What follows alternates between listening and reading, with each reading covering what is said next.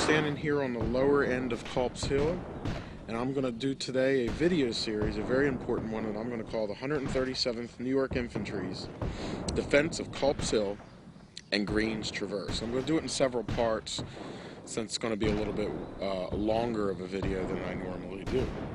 It's going to be a very important one. This is something that I feel is a very important part of the battle, an untold story, and needs a little bit more of attention than it gets. The 137th New York was a member of the 12th Corps, 3rd Brigade, and 2nd Division. Now, on July 2nd, 1863, both flanks of the Union Army were in jeopardy. On the far left flank, which is in front of us in the distance, you had Colonel Joshua Lawrence Chamberlain of the 20th Maine, who was defending the rear of Little Round Top, holding the line down there.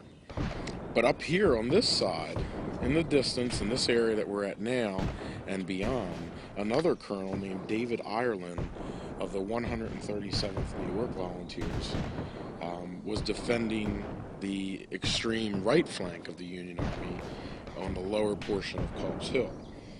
Now, the 137th New York's infantry were members of Brigadier General George Sears Green's brigade,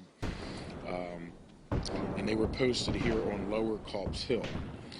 On July 2nd, there wasn't a whole lot going on in this area, and Green wanted his men to build breastworks in the area. Now, though Green wanted to build breastworks, he also knew that his division commander, who was Brigadier General John W. Geary, hated breastworks. Geary believed that men hid behind breastworks, that they were a hindrance, but Green knew better. Green knew that they saved lives, and therefore his men would build them on that day. Now, using anything that they could find in the field, trees, rocks, brush, anything that they could gather, members of the 137th, along with other regiments, built about 800 yards of breastworks in just a few hours on the morning of the 2nd. They constructed the fortifications in some areas with a headlog, which basically you had your breastworks, and then you had a space, and then above it you had a headlog, and the headlog would be to protect your head while using the space to stick your rifle through. So during different sections of this earthwork, they use a headlog for protection. Now, in addition to building these breastworks and fortifying their position, Green also had the men construct a traverse line that ran back at an angle from the right flank. And he did that because he felt that if that traverse would be attacked, the enemy could then be shot down on their flank. And sure enough, pretty much that's what saved members of the 137th New York on that day. That exactly what he thought could happen did happen. So I'm going to end here. This is going to be part 1 of the 137th New York Infantry's Defense of Culp's Hill and Green's Traverse on Gettysburg Battlefield Facebook. Okay, this is going to be part 2 of the 137th New York Infantry Defense of Culp's Hill and Green's Traverse. Now, around the time that the noon hour struck, and just before, everything was quiet where we are right now. And then all of a sudden, Lieutenant General James Longstreet began his attack on the southern end of the battlefield, which is directly where our camera is facing now. And this attack included areas such as Devil's Den, the Wheat Field, Little Round Top, the Rose Farm, and the Peach Orchard, some of the more devastating portions of the battle. Just after, just after the noon hour, elements of what would later become a full-fledged battle at 4 o'clock, when Longstreet himself arrived after doing a countermarch, would begin. Okay. And as this attack on the second day on the southern end of the battlefield began, Major Joseph Latimer's Confederate artillery, which was on Benner's Hill, and Benner's Hill is where we're facing now. In front of our camera, it goes downhill to Rock Creek, and then crossing Rock Creek goes skirts Wolf's Hill, which is to the right, and ends up on Benner's Hill, and then out on Route 116, which is today the Hanover Pike. And out there again, that was the staging ground. I did a video earlier on Johnson's Edward Allegheny Johnson's headquarters, which is out on the Hanover Road at the Daniel Lady Farm. So you want to go back and watch my video on the Daniel Lady Farm, because that video comes into play here. Johnson staged the fights for Culp's Hill and East Cemetery Hill from the Daniel Lady Farm. Now, in front of the Lady Farm is Benner's Hill, and Latimer's Confederate artillery, which was on Benner's Hill, opened fire here on Culp's Hill and Cemetery Hills just as the assault on the southern end of the battlefield commenced. Now, the problem with it was Latimer's guns were in a small area over there, and they were concentrating their guns on these two hills, hitting targets that were spread out. And when the Union artillery here on Culp's Hill and on East Cemetery Hill, which is behind us in this distance, began to fire back at Benner's Hill, they were able to take them out, because they were firing from all over the field and concentrating in that small area that Latimer's artillery was. So the Union guns were able to silence and drive away Latimer's cannon, and again all was quiet on the northern end of the Union fishhook. Now, with the attack of Longstreet on the southern end of the position, and also taking into consideration that field was compromised by Dan Sickles, who had moved his troops forward into a salient near the Peach Orchard, which caused Union lines to have huge gaps in them. Members of the 12th Corps were taken from here, from Culp's Hill, to reinforce the Army's left flank down on the southern end of the battlefield. So Dan Sickles' disobeyance of his commanding officer's order not only affected the Federal Army where it was, but it also affected here on Culp's Hill. Now, this left General Greene here at Culp's Hill with a very thin line and no reserve troops whatsoever. So it was at this time, as scouts seen these troops moving to the left flank, or the southern end of the battlefield, that Major General Edward Allegheny Johnson's Confederates decided to attack the hill here. This has been part 2 of the 137th New York Infantry's defense of Culp's Hill and Greene's Traverse on Gettysburg Battlefield. Okay, this is part 3 of the 137th New York's defense of Culp's Hill and Greene's Traverse. As Edward Allegheny Johnson's Confederates began the attack, the advance was slowed by skirmishers from the 28th Pennsylvania and the 78th New York. And also by Company H of the 137th New York Volunteers. Now, just to give some depth of field here, we're looking at the 2nd Maryland Monument. Behind it, as it slopes down into the ground, it goes to Rock Creek, and that's where the 28th Pennsylvania skirmishers were sent. They took the beginning assault by Confederate troops, spread out, and tried to pepper the Confederates as they began crossing the creek and advancing in the position where we're standing now. Now, the rest of the 137th New York, other than Company H, was in their position when George Stewart's brigade of Marylanders, North Carolinians, and Virginians attacked. And these regiments were the 1st Maryland, it was the 1st and 3rd North Carolina, and the 10th, 23rd, and 37th Virginia. Now, pushing forward, these troops discovered the unprotected flank of the 137th Ireland's regiment. Where the line ended, the ground sloped gradually down through the open fields of Rock Creek. And that is right there in front of us. That big boulder, the ground slopes down, it crosses the earthwork wall, and it goes down to Rock Creek. Now, by moving around Ireland's flank, the Confederates had the easiest route to attack Culp's Hill, avoiding the slopey and rocky steep hill, which would be in the distance where the Culp's Hill Tower today stands. So, seeing the rebels moving behind his line, which was in the distance over here, where this wall faces, okay, seeing them moving behind his line, he ordered Company A to the right flank of the company to form at right angles with the breastwork. So basically, he moved the men out in front. He had them move in right angles, so he had them wheel into a line where they were to protect their flank.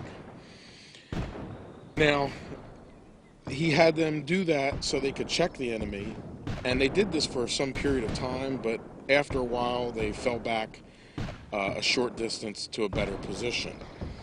Now, the 137th was lined up right here along this wall and even in front of the 2nd Maryland Monument. You have the flanking company on the end there. However, you have them at this point being attacked from 3 different positions. You have them being attacked here from the front, you have them attacked on the side, and then some members of the 10th Virginia who were able to get behind the stone wall in the here the distance are now able to fire right into the rear of the 137th New York Volunteers. So at this point, they're being fired on from 3 different positions. Now, with the attack on the line's intimate, Greene was ordered to occupy as much of the quarter-mile worth of trench lines that they built earlier in the morning as he could with a single brigade. And again, as they sent 12th Corps troops down to the Little Round Top area, left him very thin. The way he lined his troops against the breastworks here on Culp Hill was single lines instead of double ranks. And they were in single lines and about a foot apart. So it was a very odd and not a very good position for Civil War fighting. This has been part 3 of the 137th New York's defense of Culp's Hill and Greene's Traverse on Gettysburg Battlefield Facebook. Okay, this is part 5 of the 137th New York Infantry's defense of Culp's Hill and Greene's Traverse. And I'm standing here in the position that the 137th New York was in and around near dark on July 2nd, 1863. As darkness descended, Major General Winfield Scott Hancock, hearing the fighting on his right, knowing it was coming from Culp's Hill, and fearing that reinforcements sent back to Little Round Top had weakened this position, he ordered Brigadier General John Gibbon to send assistance. And Gibbon ordered both the 71st and the 106th Pennsylvania Volunteer Regiments toward the hill. Now, the 71st came to Colonel Ireland's aid, and they remained there a short time because they had then become flanked by the 10th Virginia, who were in front of our camera against the stone wall. And they fell back to a line of works that were constructed by the 3rd Brigade. Charles Horton, who was a captain and Greene's adjutant, later wrote that the colonel of the 71st told him he ordered his men to withdraw, stating that he would not have his men murdered. So again, the 137th New York Volunteers were on their own. The new position behind the Traverse, which is here in the distance at the bottom of the saddle, gave the 137th New York a break. But the fighting wasn't done. The regiment was continuing to be harassed by fire from the Confederates. At a very critical moment, a man named Captain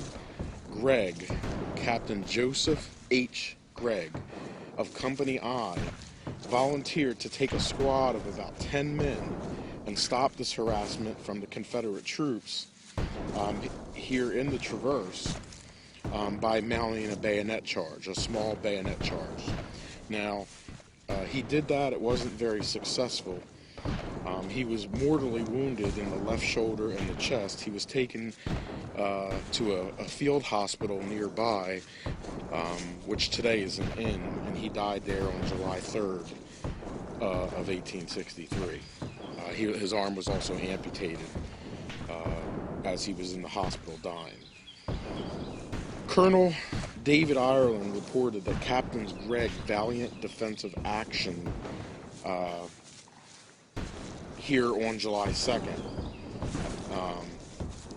He was with a small squad of men. He charged with the bayonet and the enemy that were harassing us the most and fell mortally wounded while leading and cheering on his men. So that was coming directly from Colonel David Ireland, and that's out of the 137th New York's regimental history.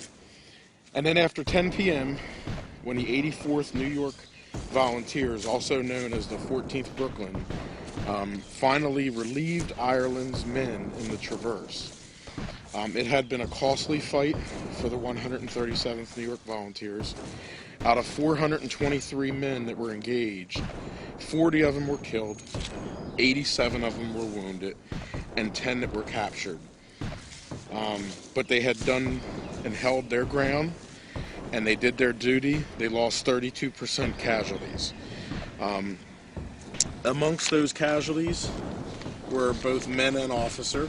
Officers that were killed here at Gettysburg was Captain Joseph Craig of Company I, Second Lieutenant Henry Hallett of Company E, Second Lieutenant John Van Embaugh of Company B, Captain Oscar Williams of Company G, and then the men who were also killed, soldiers who were killed, that are today buried in the New York plot of the Gettysburg Cemetery are as follows: Frederick Archibald, William Bessemer, Jacob Brockman, Joseph Carnine, Jacob Cassad, Benjamin Clark, James Dorr, Wallace Foster, Joseph Gee, Peter Hill, Henry Johnson, Elijah Loomis, George Mabee, Charles Manning, Ira Martin, James Mullen, Horace Nichols, Marlon Pardee, Frederick Phelps, Richard Rush, Elijah Ryan, Samuel Smith, Alexander Stanton,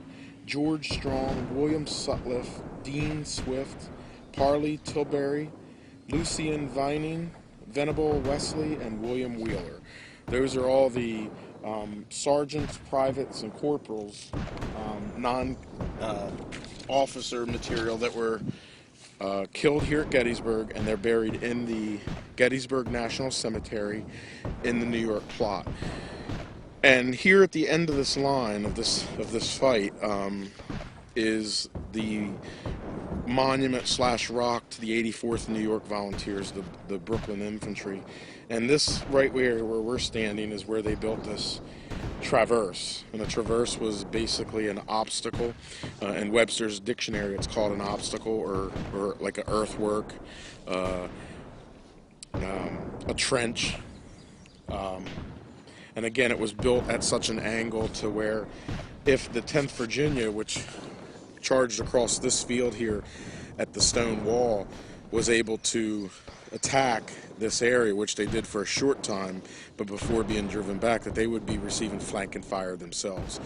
So the fact that George Greene, early in the morning, even knowing his divisional commander did not like earthworks, the fact that he spent that entire morning building earthworks on this traverse here at the end of the line, and we have just walked basically from part one up on the hill here, around the Maryland Monument, and then down here through the saddle, ending here at the 14th Brooklyn's monument where the traverse was.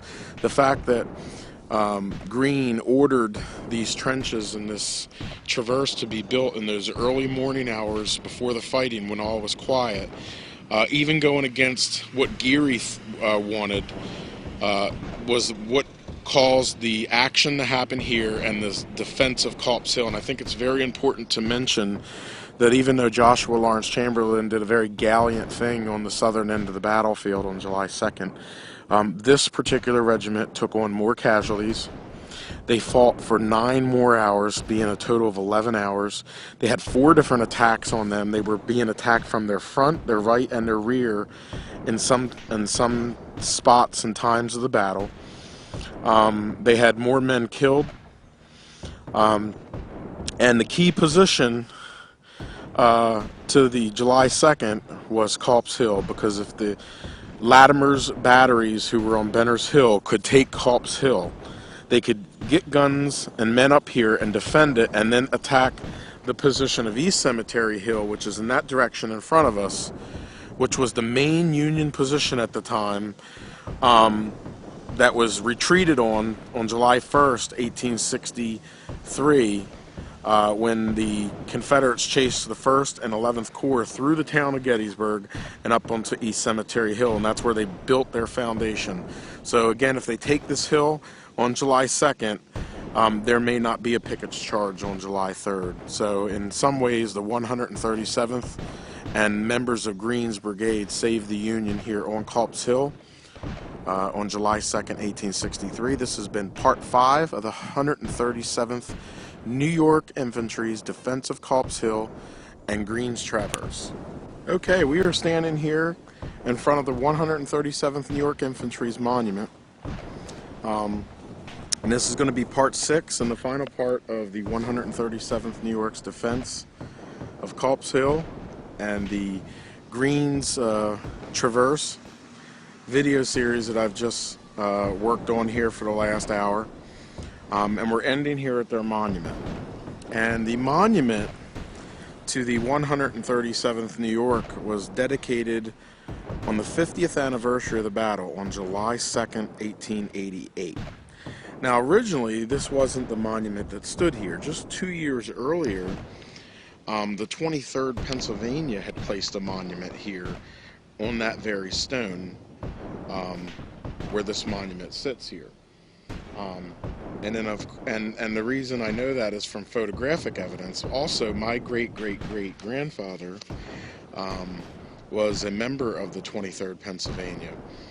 And the 23rd Pennsylvania monument today sits across the street here in the reserve position. But originally that monument, the 23rd Pennsylvania, Bernie Zuoff, sat here. And on the monument sat a highly polished set of cannonballs. And of course, when the 137th New York brought their case before the Gettysburg Park, stating that their monument should be placed there, it was being reviewed. Once it had been reviewed and approved, the 23rd was forced to move their monument across the street. And there is an old photograph that I have in the Now and Then section on Gettysburg Battlefield Facebook, taken from an angle about right here, where you can see the 7th Ohio's monument, and then behind it, instead of seeing the 137th New York with the star, you see the 23rd's monument with the cannonball. So please go into the Now and Then as soon as you're done watching this video and check that out. And of course, the small movie that we just made of the 137th New York took place up here at the top, moved around, and of course ended here on that big boulder there where that car is passing, which is the 14th Brooklyn. So that was the fallback area of the 137th New York. This is a story that hasn't gotten much attention in comparison to Joshua Lawrence Chamberlain and the 20th Maine. This was far more critical of a position. Lost more casualties, shot on from 3 sides. And the reasoning for that is, of course, the 20th Maine and Joshua Chamberlain lived some years afterwards. He was very involved in the Gettysburg National Military Park, even went as far to say that breastworks that they had reconstructed were too high, and he made suggestions. And David Ireland, Colonel David Ireland, died of dysentery in 1864. And Captain Gregg, of course, was killed here at Gettysburg. So a lot of these men didn't live long to continue tell their stories and pass their stories down.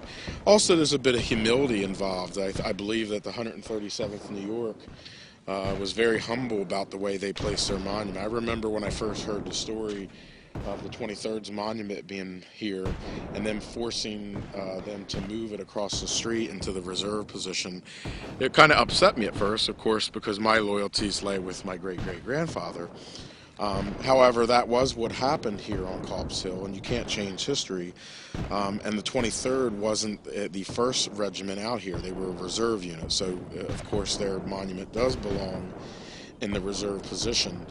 And after seeing what the 137th did here, which was one of the more critical fights in the Battle of Gettysburg, again, the humility, after all what we just went through in those first 5 parts, this monument basically has their regimental name, a New York plate, some muskets on the front, and the back it has how many people were killed, wounded, or missing. But the only thing it says about all that we just went through was for its services.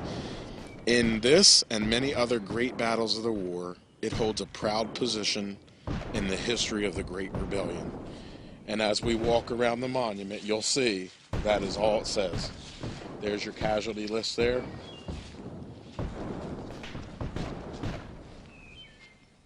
And then it has the same exact statement.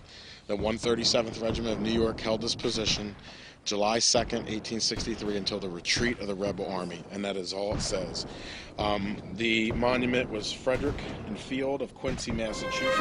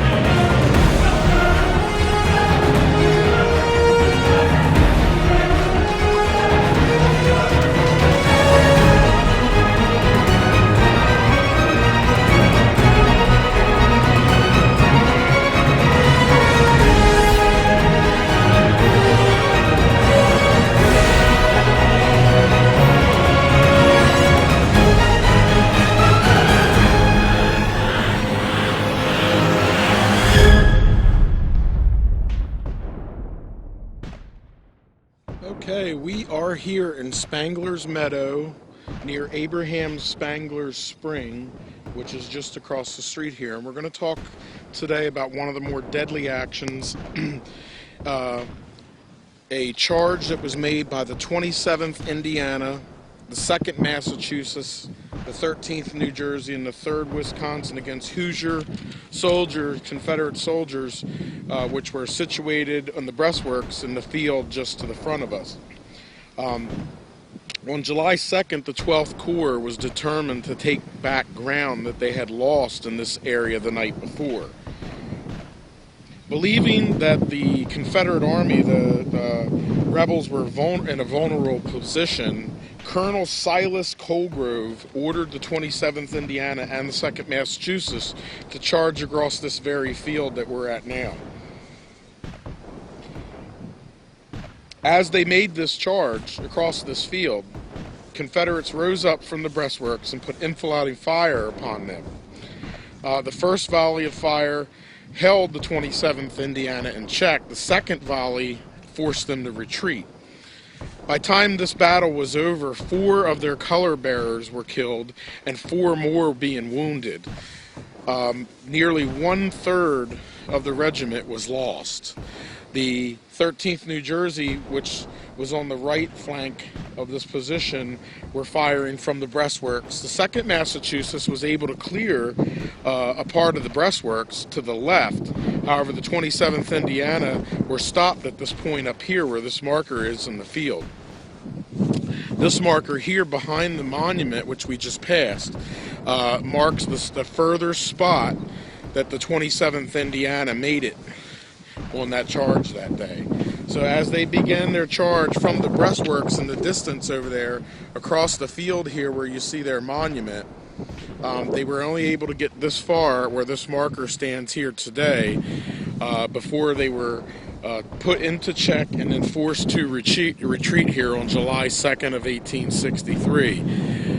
It was one of the biggest failed charges on the second day of battle and during the Battle of Gettysburg by any Union regiment.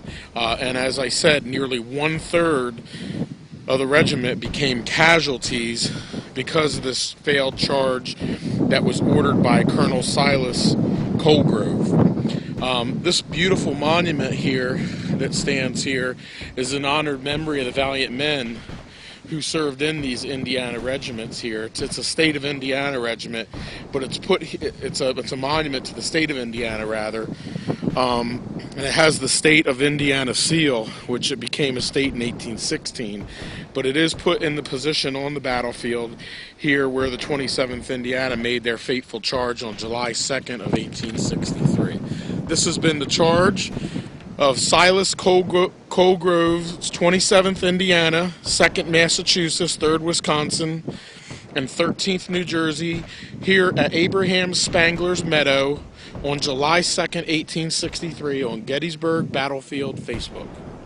Okay, we are here at the angle on Culp's Hill, and we're going to talk a little bit today about the aftermath of the battle and a witness thereof.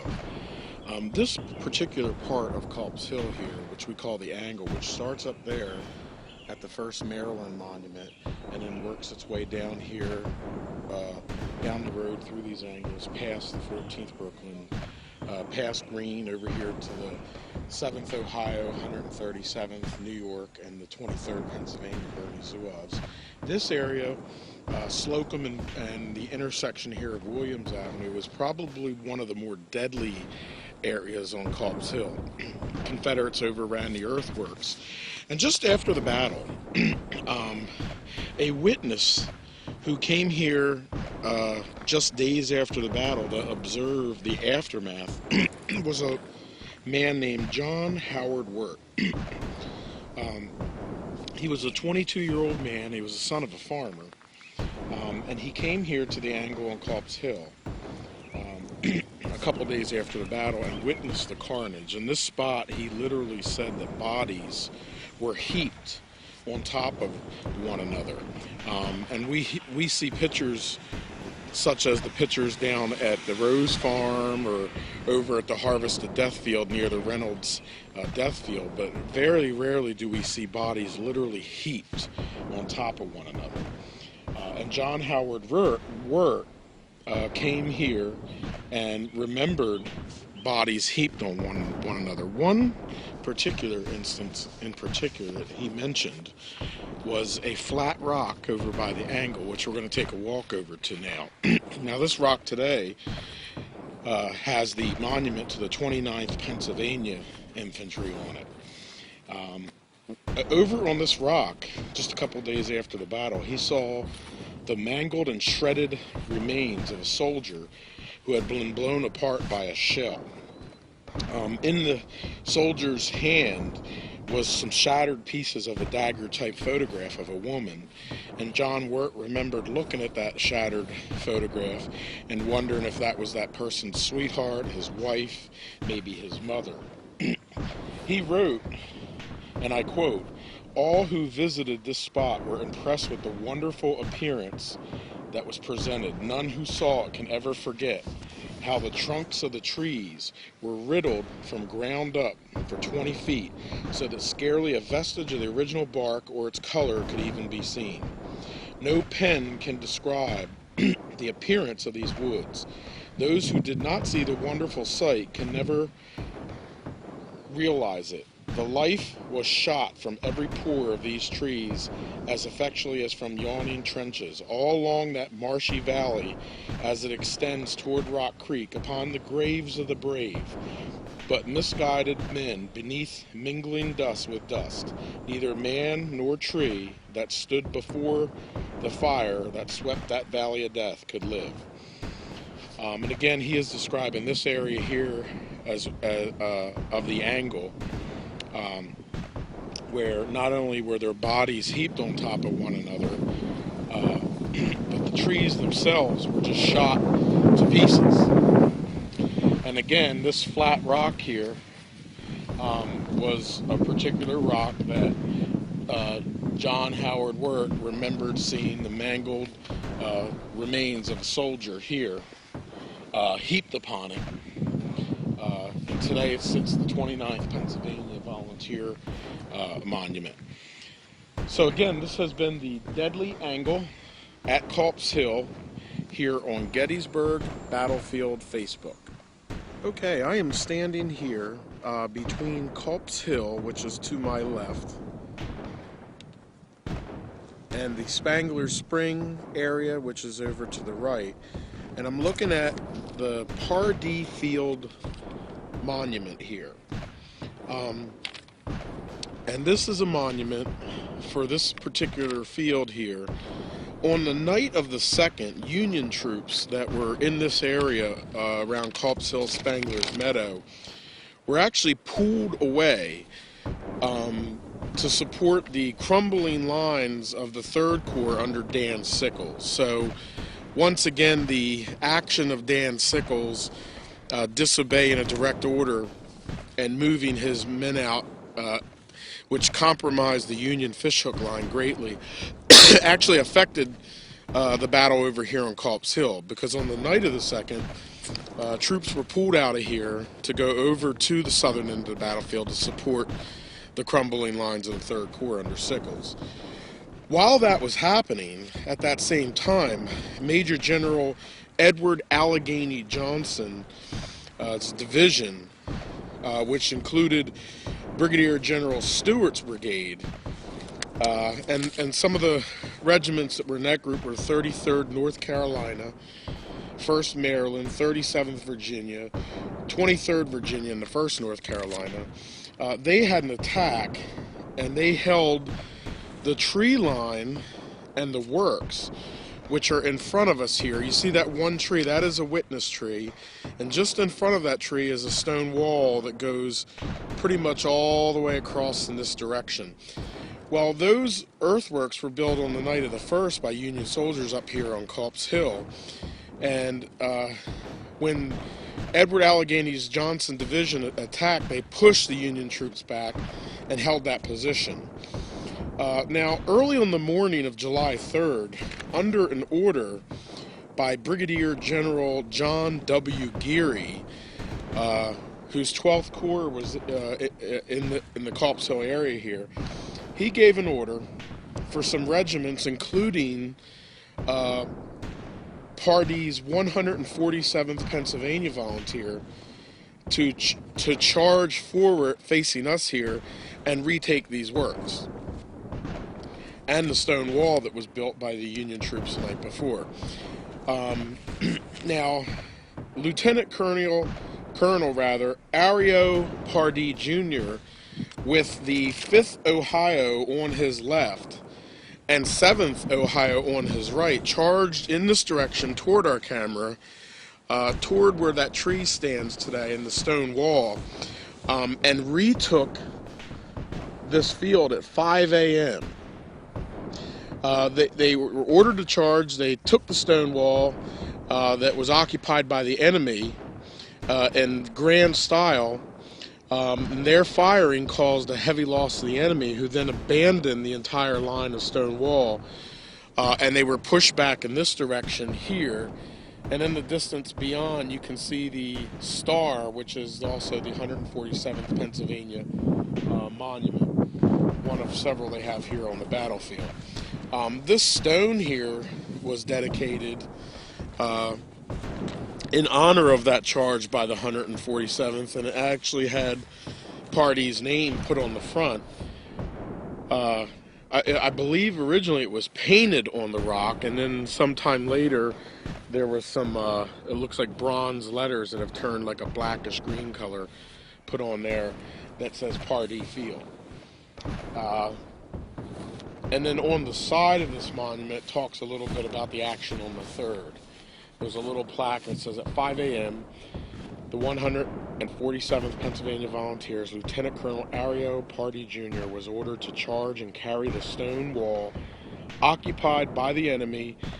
This they did in handsome style Their firing causing heavy loss to the enemy, who then abandoned the entire line of the wall. Report of Brigadier General John W. Geary, commanding 2nd Division of 12th Corps. One little sidebar, I mentioned it earlier, that tree that's in the distance there, that's the Party Field Witness Tree. It's probably the only witness tree here on Party Field. I think there's one on Culp's Hill that we did a video on, the God Tree. Then you have the party tree here, which is the one remaining witness tree that's in between Culp's Hill and Spangler Spring. So, in closing, this will be the video on the Party Field, the 147th Pennsylvania, and their charge, retaking the earthwork stone wall that was built by Union troops on the 1st, on the morning, about 5 a.m. on the morning of July 3rd, 1863. And then the witness tree that stands here today in front of behind the Party Field marker on Gettysburg Battlefield Facebook. This is going to be a supplemental video to our Party Field video that we just did. I'm kind of standing up here on a hill because I want to give you a bird's eye view of what happened during this charge or area of Party Junior and the 147th Pennsylvania. Basically, the 5th Ohio, the 7th Ohio, and the 147th up the center charged in this direction across the field, retook this stone wall and tree that I mentioned earlier, and from here you can get a bird's eye view of that stone wall and those works that were built on the early morning around 5 a.m. on July 3rd, 1863, and push the Confederates back in this direction. Again, that position originally being given to Edward Allegheny Johnston's division when he attacked on the 2nd as troops were pulled out of the Culp's Hill area to reinforce the 3rd Corps, which had been weakened by the disobeying of orders by Dan Sickles. And when these Confederate troops took this wall, it endangered John W. Geary's lines and flanks here at Culp's Hill. One little secret about the battlefield that not many people ever see or visit is there's the 5th Ohio Monument right here. And there is a little owl behind it at the top. But if you walk up the hill where I'm standing here, there's a large boulder right here. And on this boulder is another little placard that was screwed into this boulder here. And it says, "Boys, keep the colors up. 5th Ohio Volunteer Infantry badge." And it has an owl on it. So this is one of those little off the beaten path things that you don't usually see. Or for one thing, when most visitors come to the Culp's Hill area, they come in Spangler Spring this way, and they usually make the right and head up the road this way around Dead Man's Curve, and then over here past General Geary's statue, the 23rd Pennsylvania Monument, and then some of the New York regiments. It's very less often that someone comes to Spangler Spring and makes a left and heads in this direction and comes by Party Field. So you have a lot less traffic here on the Party Field side than you do up on the hillside over here. So even with that less traffic, when the traffic does come by here, they're usually what catches their eyes is the Star Monument of the 147th Pennsylvania Volunteers Party Field, the 5th Ohio known as the Cincinnati Regiment, and then of course their eyes are directed toward the sharp turn going back up to meet the road over there, and very often this little owl here is missed. So I thought I'd add this to a supplement to our Party Field. This has been the Party Field supplement video on Gettysburg Battlefield Facebook. Okay, this is Frank from Gettysburg Historic Walking Tours. And I am going to do another Secrets of the Battlefield video on two particular Union regiments, the 2nd Wisconsin and the 6th Wisconsin. Now, we all know that the Wisconsin regiments fought on the first day's battlefield out near the McPherson barn. However, when they were forced into their retreat, they retreated from that area back into this direction, and they were placed here on Culp's Hill. And this was in the evening of July 1st, 1863. And we know that the Union soldiers retreated back to what would become the fishhook position, the barb of it, which would be here at Culp's Hill. And these two Wisconsin regiments got to the top of this hill and began to dig earthworks. And today you can see what is left of these original earthworks. There are also some markers that are up here. This one's Company F of the 2nd Wisconsin. And then over here, and again, you can see these are some of the best examples of original earthworks that are on the Gettysburg battlefield. And here we go again, 2nd Wisconsin. And to show you where we're at, we're going to walk along the earthworks here on this little path. And not many people get to come or see this when they're in Gettysburg. Not many people even know it's here.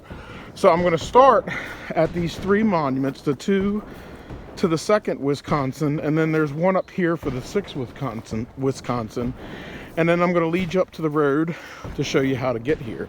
And as we walk on this path, just to the left of the path, this hump in the ground is the earthworks, which faces the town of Gettysburg and then out here along McPherson's Ridge. This is where these 2 regiments retreated, and they began to entrench and build earthworks on July 1st, 1863. They would become very important over the next 2 days as this hill was fought for on July 1st, 2nd, and 3rd of 1863.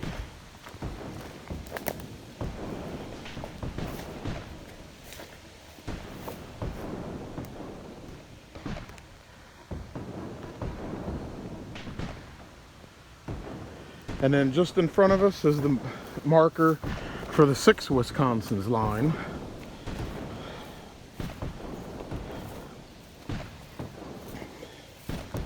From July 2nd and 3rd, right there. And if we just follow this out here where my car is to the road,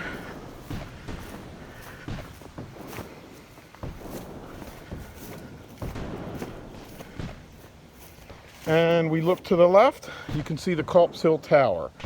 So again, when you come up Culp's Hill and make this right to go to the tower, right here, you'll see a little path that'll take you back to those markers. And it's pretty much across the street from this boulder right here. This has been Secrets of the Battlefield, 6th and 2nd Wisconsin regiments and their earthworks on Culp's Hill on Gettysburg Historic Walking Tours.